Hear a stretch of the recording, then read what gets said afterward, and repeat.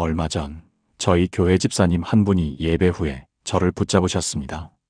목사님, 뉴스 보면 너무 불안해요. 이란, 이스라엘, 러시아 전쟁이 나는 거 아닌가요? 성경에 이런 게 다 나와 있다던데 저는 어떻게 해야 하나요? 그분의 눈빛을 잊을 수가 없습니다. 불안함과 두려움, 그러면서도 어딘가에서 답을 찾고 싶은 간절함이 동시에 담겨 있었습니다. 여러분도 그런 마음이 드신 적 있으시죠? 뉴스 채널을 돌리다가 중동 소식을 보면서 가슴이 철렁 내려앉으신 적 있으신가요? 이게 혹시 성경에서 말하는 마지막 때가 아닐까 하는 생각 한 번쯤은 해보셨을 것입니다. 오늘 저는 그 집사님께 드렸던 대답을 여러분 모두와 나누려고 합니다. 그런데 단순한 위로의 말씀이 아닙니다. 성경이, 그것도 2600년 전에 기록된 에스겔서 38장이 오늘의 중동 상황을 얼마나 정밀하게 묘사하고 있는지 그 놀라운 사실을 함께 보려고 합니다. 이란이 흔들리고 있습니다. 경제는 붕괴 직전이고 핵심 군사 지도자들이 연달아 제거되었으며 내부에서는 반정부 시위가 끊이지 않습니다. 그리고 성경학자들이 오래전부터 주목해온 한 가지 사실이 있습니다. 에스겔서 38장에 등장하는 바사, 즉 고대 페르시아가 바로 오늘날의 이란이라는 것입니다. 그렇다면 이란이 붕괴되는 순간 무슨 일이 일어날까요? 에스겔서 38장은 놀랍게도 그 이후의 순서를 구체적으로 기록해 두었습니다. 오늘 저는 그 순서를 하나하나 함께 살펴보려 합니다. 두려움으로 보는 것이 아니라 하나님의 주권과 계획을 확인하는 믿음의 눈으로 함께 보시겠습니까? 자, 그럼 시작하겠습니다. 에스겔서 38장이 밝힌 이란 붕괴 이후 72시간 이내에 일어날 세 가지 예언 성취와 그 구체적인 순서입니다. 에스겔서 38장을 처음 읽으시는 분들은 이런 생각이 드실 것입니다. 이게 정말 현대의 이야기를 말하는 건가? 그렇습니다. 이 본문은 기원전 593년경 바빌론 포로로 끌려간 제사장 에스겔이 기록한 말씀입니다. 하나님께서는 에스겔에게 환상을 보여주셨는데 그것은 수천 년 후 인류의 마지막 역사와 관련된 내용이었습니다. 에스겔서 38장 1절부터 6절을 한번 보시겠습니다. 여호와의 말씀이 내게 임하여 이르시되 인자야 너는 마곡 땅에 있는 로스와 메섹과 두발 왕국을 향하여 예언하라. 그에게 이르기를 주 여호와께서 이같이 말씀하시기를 로스와 메섹과 두발 왕국아 내가 너를 대적하여 너를 돌이켜 갈고리로 내 아가리를 꿰고 너와 말과 기병 곧 내 온 군대를 끌어내되 완전한 갑옷을 입고 큰 방패와 작은 방패를 가지며 칼을 잡은 큰 무리와 그들을 따라 방패를 잡은 바사와 구스와 붓사람과 곧 그들과 함께 고멜과 그의 모든 떼와 북쪽 끝에 있는 도갈마 족속과 그의 모든 떼 곧 많은 백성이니라 하셨다 하라. 에스겔서 38장 1절 6절 이 구절에서 몇 가지 이름이 등장합니다. 마곡, 로스, 메섹, 두발, 바사, 구스, 붓, 고멜, 도갈마. 이 이름들이 현대 국가들과 어떻게 연결되는지 성경 지리학자들과 역사학자들이 수십 년에 걸쳐 연구해 왔습니다. 그리고 그 결과는 정말 놀랍습니다. 마곡과 로스, 메섹, 두발은 오늘날의 러시아와 그 인근 지역을 가리키는 것으로 많은 학자들이 동의합니다. 그리고 바사는 어떤 나라일까요? 바사는 고대 페르시아 제국의 이름입니다. 페르시아 제국의 중심 지역이 바로 오늘날의 이란입니다. 에스겔 선지자가 2600년 전에 기록한 이 본문 안에 오늘날 러시아와 이란이 함께 등장하고 있다는 것입니다. 그런데 여러분, 오늘 뉴스에서 러시아와 이란의 관계를 보십시오. 두 나라는 군사, 경제, 외교 분야에서 그 어느 때보다 긴밀하게 협력하고 있습니다. 성경이 틀렸습니까? 아닙니다. 성경은 2600년 전에 이미 오늘의 지도를 그려놓은 것입니다. 이것이 바로 에스겔서 38장을 주목해야 하는 첫 번째 이유입니다. 하나님의 말씀은 단순한 위로가 아닙니다. 역사를 미리 기록하신 하나님의 선언입니다.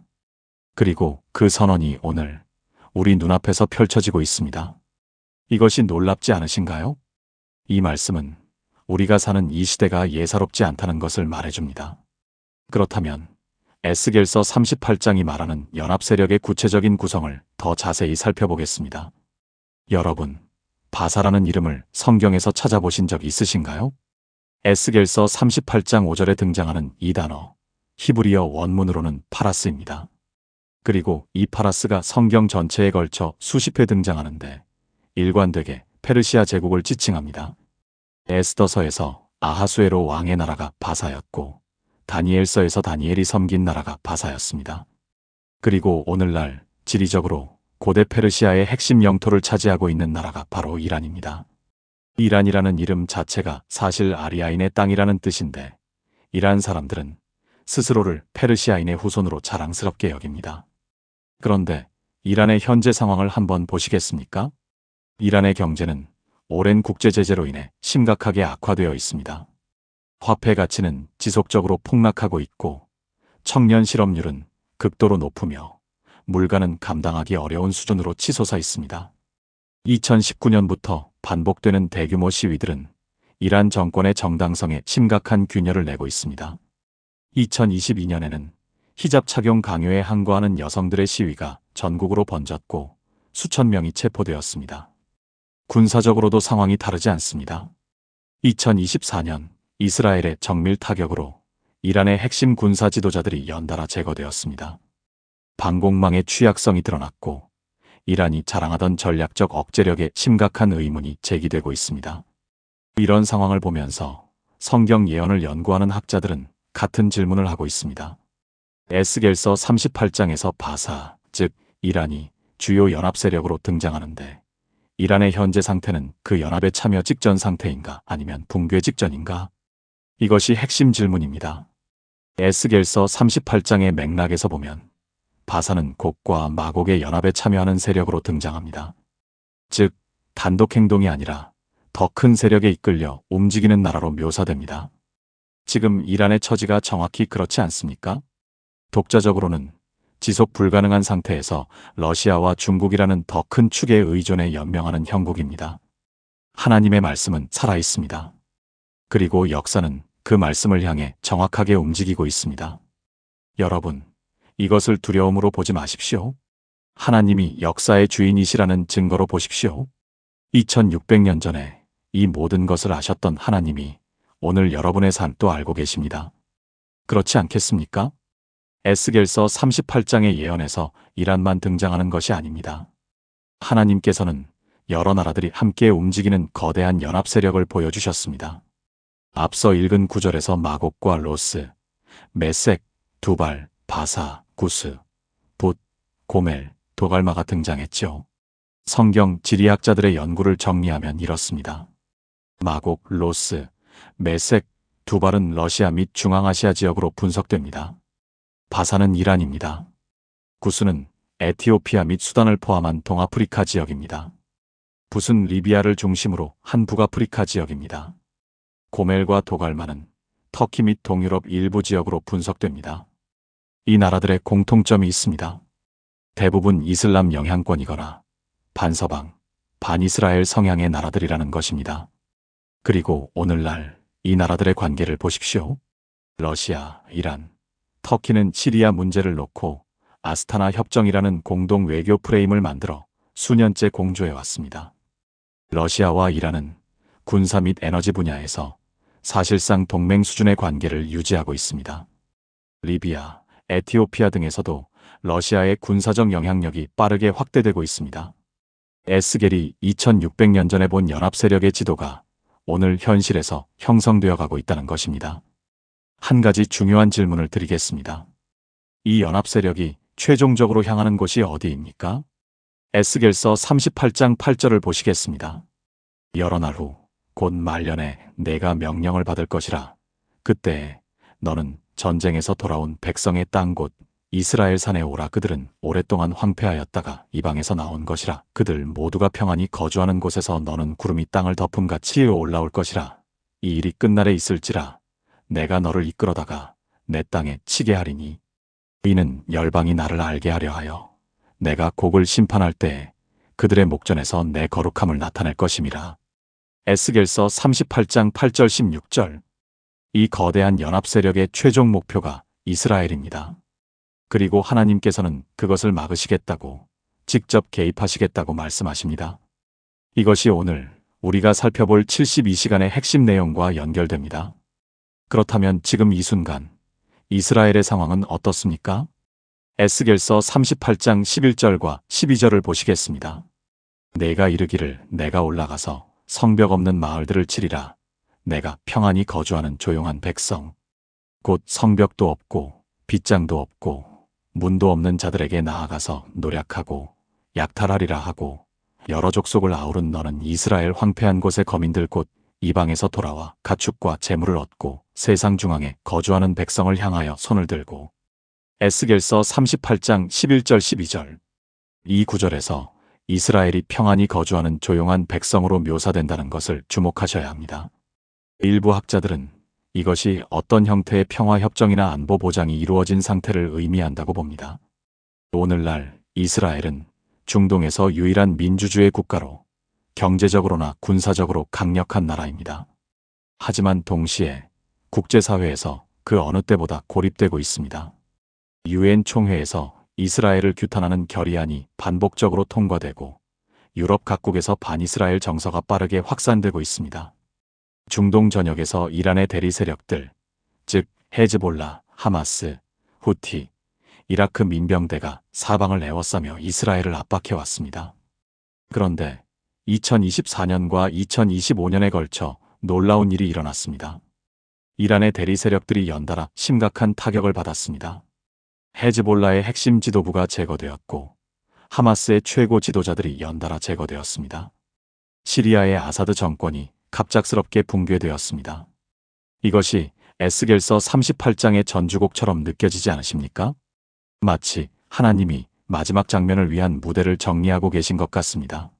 이란의 영향력이 약화되고 대리 세력들이 무력화되면서 역설적으로 이란 자체가 직접 행동에 나서야 하는 압박을 받게 됩니다. 이것이 에스겔서 38장이 말하는 곡이 이끄는 연합 세력의 직접 침공 시나리오와 일치합니다. 물론 이 모든 것이 언제, 어떤 방식으로 정확히 성취될지는 하나님만 아십니다. 하지만 방향은 분명합니다.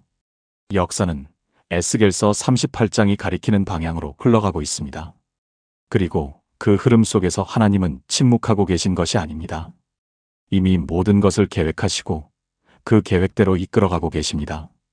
그렇다면 이란이 붕괴한다면 가장 먼저 어떤 일이 일어날까요? 이것이 오늘 제가 드리고 싶은 핵심 내용의 시작입니다. 에스겔서 38장의 흐름을 자세히 읽어보면 이란의 붕괴 또는 이란 정권의 통제력 상실이 일종의 방아쇠처럼 작용할 가능성을 시사합니다. 72시간 이내에 일어날 첫 번째 예언 성취는 이것입니다. 연합 세력의 결정적 결집입니다. 에스겔서 38장 4절을 다시 보시겠습니다. 내가 너를 돌이켜 갈고리로 내 아가리를 꿰고 너와 말과 기병 곧 내 온 군대를 끌어내되. 에스겔서 38장 4절. 갈고리로 아가리를 꿰어 끌어낸다는 표현이 무엇을 의미합니까? 하나님께서 직접 이 세력들을 움직이게 하신다는 것입니다. 그들이 스스로 원해서 움직이는 것이 아니라 하나님의 섭리 안에서 그들이 선택한 결과로 결집하게 된다는 것입니다. 이란이 붕괴하거나 정권이 급변동을 겪는 상황을 상상해 보십시오. 수십 년 동안 이란을 전략적 파트너로 삼아온 러시아와 중국은 즉각적인 대응을 고민할 것입니다. 중동의 세력 균형이 급격히 바뀌면서 각국이 빠르게 입장을 정리하기 시작할 것입니다. 에스겔서 38장 7절은 이렇게 말씀합니다. 너는 스스로 준비하되 너와 내게 모인 무리들이 다 준비하고 너는 그들의 수비대장이 될지어다. 에스겔서 38장 7절. 스스로 준비하라는 말씀이 보이십니까? 이것은 하나님의 섭리 안에서 그들이 자발적으로 연합하게 된다는 것을 의미합니다. 이란이라는 연결고리가 끊어지는 순간 역설적으로 남은 세력들이 더욱 긴밀하게 결집할 이유가 생기는 것입니다. 마치 큰 돌이 연못에 던져질 때 파문이 동심원을 이루며 퍼져나가듯 이란의 붕괴는 중동 전역에 걸쳐 즉각적인 연쇄 반응을 일으킬 것입니다. 그리고 그 반응의 방향이 이스라엘을 향하게 됩니다. 이것이 첫 번째 예언 성취입니다. 그런데 중요한 것은 이것이 하나님의 뜻을 벗어나는 일이 아니라는 것입니다. 에스겔서 38장 16절 하반절을 보십시오. 이는 열방이 나를 알게 하려 하여 내가 곡을 심판할 때에 그들의 목전에서 내 거룩함을 나타낼 것임이라. 하나님께서는 이 모든 것을 통해 당신의 거룩하심을 나타내시려 합니다. 연합 세력의 결집, 그것이 바로 하나님의 무대가 완성되어가는 과정입니다. 이제 두 번째 예언 성취를 살펴보겠습니다. 이것은 에스겔서 38장에서 가장 극적인 장면입니다. 거대한 연합 세력이 이스라엘을 향해 움직이는 순간 하나님께서 직접 개입하십니다. 에스겔서 38장 18절부터 22절을 보시겠습니다. 주 여호와의 말씀이니라. 그날에 곡이 이스라엘 땅을 치러 올 때에 내 분노가 내 얼굴에 나타나리라. 내가 투기와 맹렬한 노로 말하였거니와. 그날에 큰 지진이 이스라엘 땅에 일어나서 바다의 고기들과 공중의 새들과 들의 짐승들과 땅에 기는 모든 벌레와 지면에 있는 모든 사람이 내 앞에서 떨 것이며 산들이 무너지며 층계가 내려앉으며 모든 성벽이 땅에 무너지리라. 나 주 여호와가 말하였느니라. 내가 또 전염병과 피를 내려 그를 심판하며 쏟아지는 폭우와 큰 우박덩이와 불과 유황을 그와 그의 모든 무리와 그가 거느린 많은 백성에게 비같이 내리리라. 에스겔서 38장 18절 22절. 이 장면을 읽으시면서 어떤 느낌이 드십니까? 자연재해처럼 보이는 이 모든 것들, 지진, 폭우, 우박, 불, 유황이 사실은 하나님의 직접적인 군사 개입임을 성경은 분명히 말씀합니다. 내 분노가 내 얼굴에 나타나리라. 내가 전염병과 피를 내려 심판하겠다. 하나님께서 1인칭으로 말씀하십니다. 이것은 인간의 군사력이 개입하지 않는 순수한 하나님의 초자연적 개입입니다. 왜 이 장면이 중요합니까? 인류 역사상 어떤 군사 강국도 어떤 동맹도 이 연합 세력을 막을 수 없습니다. NATO가 막겠습니까? 미국이 막겠습니까? 이스라엘의 아이언돔이 막겠습니까? 아닙니다. 하나님께서는 인간의 힘으로는 해결 불가능한 이 위기를 당신이 직접 해결하심으로써 온 세상이 당신을 알게 하시려는 것입니다. 에스겔서 38장 23절을 보시겠습니다. 이와 같이 내가 여러 나라의 눈에 내 위대함과 내 거룩함을 나타내어 나를 알게 하리니 그들이 나는 여호와인 줄 알리라. 에스겔서 38장 23절. 이것이 하나님의 목적입니다. 그들이 나는 여호와인 줄 알리라. 여러분, 지금 이 세상은 하나님을 잊어가고 있습니다. 과학과 기술이 발전할수록 하나님 없이도 충분하다고 생각하는 사람들이 많아지고 있습니다. 그러나 하나님께서는 에스겔서 38장의 사건을 통해 온 세상이 다시 한번 명확하게 알게 하실 것입니다. 역사의 주인은 나 여호와다. 이것이 두 번째 예언 성취이며 동시에 온 인류를 향한 하나님의 최후의 초청입니다. 세 번째 예언 성취는 어쩌면 가장 아름답고 가장 성경적인 성취입니다. 에스겔서 39장 6절부터 7절을 보시겠습니다. 내가 또 불을 마곡과 및 섬들에 평안히 거주하는 자에게 내리리니 그들이 나를 여호와인 줄 알리라. 내가 내 거룩한 이름을 내 백성 이스라엘 가운데 알게 하여 다시는 내 거룩한 이름을 더럽히지 아니하게 하리니 나는 여호와이니 이스라엘의 거룩하니라. 에스겔서 39장 6절 7절. 그리고 에스겔서 39장 22절입니다. 그날 이후에야 이스라엘 족속이 나를 여호와 자기들의 하나님인 줄 알리라. 에스겔서 39장 22절. 세 번째 예언 성취는 이스라엘의 신앙 회복입니다. 이것은 단순히 이스라엘 민족의 이야기가 아닙니다. 이것은 온 인류, 특히 하나님을 믿는다고 하면서도 삶에서 하나님을 잃어버린 모든 사람들을 향한 이야기입니다. 여러분, 우리도 솔직히 돌아봐야 합니다. 신앙생활을 오래 했지만 어느 순간 하나님이 내 삶의 중심에서 멀어지신 것 같은 느낌이 드신 적 없으신가요? 기도가 습관이 되고 예배가 일과가 되고 말씀이 지식이 되어버린 시간이 있으셨나요? 에스겔서 38장과 39장이 말하는 마지막 예언 성취는 그 모든 종교적 형식주의가 무너지고 살아계신 하나님을 다시 경험하는 시간입니다.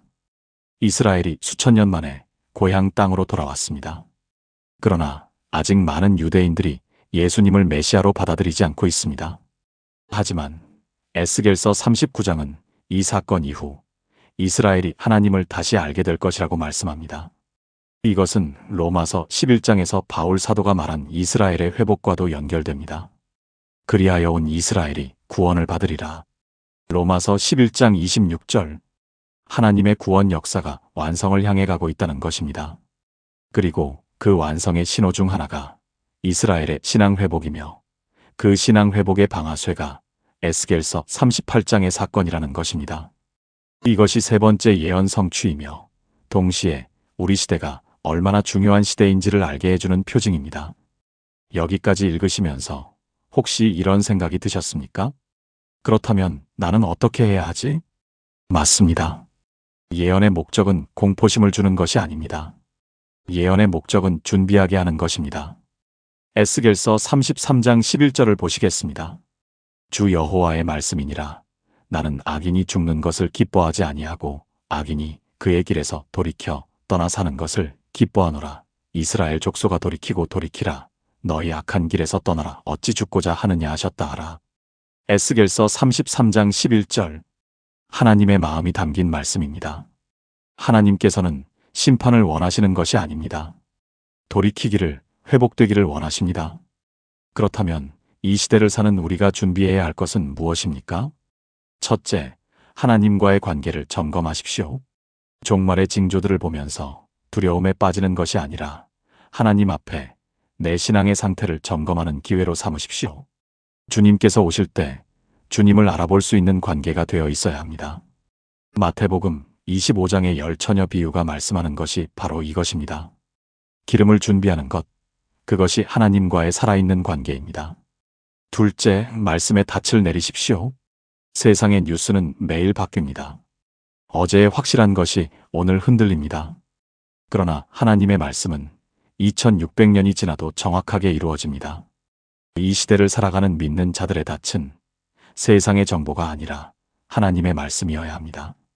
셋째, 주변 사람들에게 복음을 전하십시오. 에스겔서 38장의 사건들이 가까이 올수록 복음을 들을 기회의 문이 좁아집니다. 지금이 바로 사랑하는 가족들, 친구들, 이웃들에게 하나님의 구원의 소식을 전할 때입니다. 여러분의 주변에 아직 예수님을 모르는 분이 계십니까? 오늘 이 영상을 그분들께 보내주시겠습니까? 에스겔서 38장을 통해 종말의 징조들을 살펴보면 솔직히 마음이 무거워질 수 있습니다. 전쟁, 지진, 연합세력의 침공, 하나님의 심판, 이런 것들을 생각하면 두려움이 밀려오는 것이 자연스럽습니다. 그런데 여러분, 예수님께서 이런 때를 위해 무슨 말씀을 하셨는지 아십니까? 누가복음 21장 28절을 보시겠습니다. 이런 일이 되기를 시작하거든 일어나 머리를 들라 너희 속량이 가까이 왔느니라 하시더라. 누가복음 21장 28절. 주님께서는 이런 일들이 시작될 때 고개를 숙이고 두려워하라고 하지 않으셨습니다. 머리를 들라. 즉 하늘을 바라보라는 것입니다. 왜냐하면 이 모든 것이 예수님의 재림이 가까웠다는 신호이기 때문입니다. 여러분, 지금 이 세상이 혼란스럽고 무섭게 느껴지십니까? 그렇다면 그 혼란이 오히려 우리에게 주님이 오고 계신다는 신호임을 기억하십시오. 요한계시록 22장 12절에서 주님은 이렇게 말씀하십니다. 보라, 내가 속히 오리니 내가 줄 상이 내게 있어 각 사람에게 그가 행한 대로 갚아주리라. 요한계시록 22장 12절. 그리고 20절에서는 이렇게 말씀하십니다. 이것들을 증언하신 이가 이르시되 내가 진실로 속히 오리라 하시거늘 아멘. 주 예수여 오시옵소서. 요한계시록 22장 20절. 신자의 자세는 두려움이 아닙니다. 아멘. 주 예수여 오시옵소서. 이 고백이 우리의 응답이 되어야 합니다. 에스겔서 38장이 말하는 사건들, 이란의 붕괴와 연합세력의 결집, 하나님의 직접 개입, 이스라엘의 신앙 회복, 이 모든 것은 하나님의 구원 역사가 완성을 향해 달려가고 있다는 증거입니다. 그 역사의 주인은 하나님이십니다. 그리고 그 역사 안에 우리가 있습니다. 이 얼마나 놀라운 은혜입니까? 우리는 하나님의 구원 역사가 완성되는 마지막 세대를 살아가고 있습니다. 두려움으로 이 시대를 사는 것이 아니라 소망과 기대감으로 이 시대를 사는 것이 신자의 특권입니다. 마지막으로 에스겔서 38장이 오늘 우리 각자에게 던지는 가장 중요한 질문을 나누고 싶습니다. 에스겔서 38장의 예언이 이루어지는 그 순간 하나님께서 원하시는 것이 무엇입니까? 에스겔서 38장과 39장에 반복해서 등장하는 표현이 있습니다. 그들이 나는 여호와인 줄 알리라. 이 표현이 본문에서 무려 여러 차례 반복됩니다. 하나님의 목적은 단 하나입니다. 알게 하는 것. 온 세상이, 이스라엘이, 그리고 우리 각자가 하나님을 알게 되는 것입니다. 그렇다면 오늘 이 영상을 보시는 여러분은 어떠십니까? 하나님을 알고 계십니까? 단지 하나님에 대해 아는 것이 아닙니다. 하나님을 아는 것, 히브리어로 야다는 단순한 지식적 알미 아닙니다. 깊은 인격적 관계 속에서 알아가는 알미입니다. 에스겔서 38장의 사건들이 일어날 때 전 세계는 하나님의 존재를 다시 한번 확인하게 됩니다. 하지만 그 확인이 구원으로 이어지기 위해서는 지금 이 순간 예수 그리스도를 주님으로 받아들이는 결단이 필요합니다. 요한복음 14장 6절에서 예수님은 말씀하셨습니다. 내가 곧 길이요 진리요 생명이니 나로 말미암지 않고는 아버지께로 올 자가 없느니라. 요한복음 14장 6절. 에스겔서 38장의 예언이 완성되는 그날 구원받은 자들은 기쁨으로 그날을 맞이할 것입니다. 그리고 구원받지 못한 자들은 두려움으로 그날을 맞이할 것입니다. 오늘 여러분은 어느 쪽에 서 계십니까? 아직 예수님을 주님으로 받아들이지 못하셨다면 오늘이 그 결단의 날이 되기를 간절히 바랍니다. 이미 주님을 믿고 계신 분이라면 에스겔서 38장이 보여주는 하나님의 주권을 더욱 깊이 신뢰하며 이 시대를 담대하게 살아가시기를 바랍니다. 에스겔서 33장 33절의 말씀으로 본문을 마무리하겠습니다. 그것이 이루어지리니 반드시 이루어지리라. 그날에 그들이 너를 보리라. 그날에야 너희가 선지자가 너희 가운데에 있었음을 알리라 하셨다 하라. 에스겔서 33장 33절. 반드시 이루어집니다. 하나님의 말씀은 단 한마디도 땅에 떨어지지 않습니다. 오늘 에스겔서 38장을 통해 함께 살펴본 10가지 내용을 정리해 드리렸습니다. 첫째, 에스겔서 38장은 2600년 전에 기록된 오늘의 뉴스입니다. 둘째, 바사 즉 고대 페르시아, 오늘날의 이란이 이 예언에 구체적으로 등장합니다. 셋째, 에스겔서 38장의 연합 세력은 오늘날 러시아와 이란을 중심으로 실제로 형성되어 가고 있습니다. 넷째, 이스라엘을 향한 국제적 압박과 포위가 성경의 예언과 정확히 일치합니다. 다섯째, 이란 붕괴 이후 첫 번째 예언 성취는 연합 세력의 결정적 결집입니다. 여섯째, 두 번째 예언 성취는 하나님의 초자연적 직접 개입으로 인간의 힘으로는 불가능한 구원이 일어납니다. 일곱째, 세 번째 예언 성취는 이스라엘의 신앙 회복이며 이것은 온 인류의 신앙 회복을 향한 하나님의 초청입니다. 여덟째, 이 예언은 우리에게 경고하며 하나님과의 관계 점검, 말씀에 단 내리기, 복음 전하기를 준비하게 합니다. 아홉째, 신자는 이 시대를 두려움이 아닌 소망으로 아멘 주 예수여 오시옵소서의 기대감으로 살아야 합니다. 열째, 에스겔서 38장이 우리에게 묻는 가장 중요한 질문은 당신은 하나님을 알고 있습니까? 입니다. 이 10가지가 여러분의 삶 속에 깊이 새겨지기를 기도합니다. 이 영상이 여러분의 믿음을 더욱 굳건하게 하고 이 불확실한 시대 속에서 하나님의 주권을 신뢰하는데 작은 도움이 되었다면 정말 기쁘겠습니다. 오늘 이 내용이 은혜가 되셨다면 좋아요를 눌러주시고 아래 댓글란에 아멘이라고 남겨주세요. 그리고 혹시 주변에 요즘 중동 뉴스를 보면서 두려워하고 계신 분이 계신다면 이 영상을 공유해 주십시오. 두려움이 아닌 소망을, 혼란이 아닌 하나님의 주권을 함께 붙잡을 수 있도록 나눠주십시오. 구독 버튼도 아직 누르지 않으셨다면 지금 눌러주시면 매주 성경의 깊은 진리를 함께 나눌 수 있습니다. 사랑하는 여러분, 이 세상이 아무리 흔들려도 괜찮습니다. 하나님은 흔들리지 않으십니다. 역사의 시작과 끝을 아시는 그분이 오늘도 여러분 곁에 계십니다. 에스겔서 38장이 완성되는 그날까지 우리 함께 믿음으로 이 시대를 담대하게 살아가시길 바랍니다. 하나님의 은혜와 평강이 여러분과 여러분의 가정 위에 늘 함께 하시기를 주님의 이름으로 축복합니다. 아멘.